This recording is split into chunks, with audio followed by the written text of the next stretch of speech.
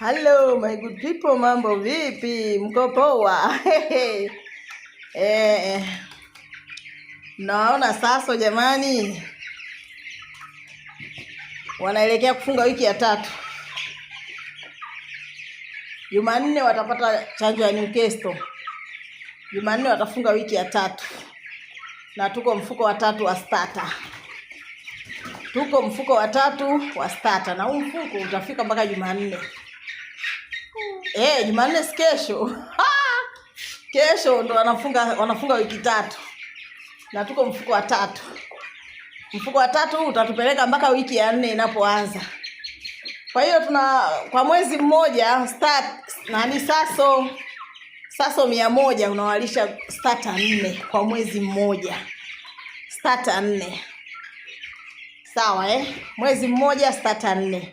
Unawalisha starter mwezi mzima ili watakapokuwa wasikusumbue sana na magonjwa, wasikusumbue sana na maradhi. Kwa hiyo unawalisha starter 4 mwezi wa kwanza. Mwezi wa pili unaanza na grower, napo unahesabu hivyo hivyo. Unahesabu hivyo bila kuchanganya na pumba.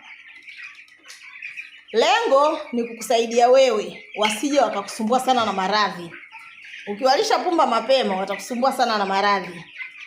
Lakini ukianza kuwalisha wakiwa na miezi miwili pumba ya mchanganyiko na nini, lakini ile pumba lazima pia uitibu na matoxic na manini na toxic blinders nini, binder kusudi ile contamination ya kwenye pumba ile iweze kutibika. Huko wako wataenda vizuri. Lakini wanapoanza mwezi wa pili, jifunze pia kuanza kuwapa majani, tiba za majani. Jifunze kuwapa tiba za majani ili kupunguza gharama ya dawa. Dawa zina bei sana. Kama nilivyosema, dawa za dukani zina bei sana. Ami mtoto saizi inakwenda na 14,000. Aftima farm kwetu kwa 12,000. Sisi tuko bushi 12,000. Naona Lakini ami mtoto 14,000. Kesho tu utakuta 17,000.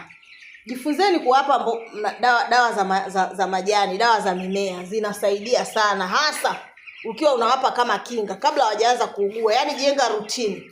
Jenga utamaduni wa kuwapa majani.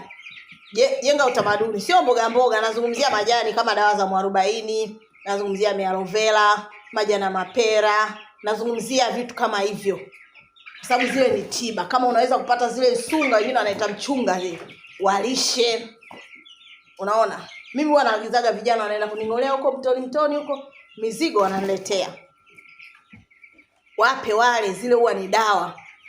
Kwa hiyo zile zitakusaidia hata kwako wasiugue ovyo.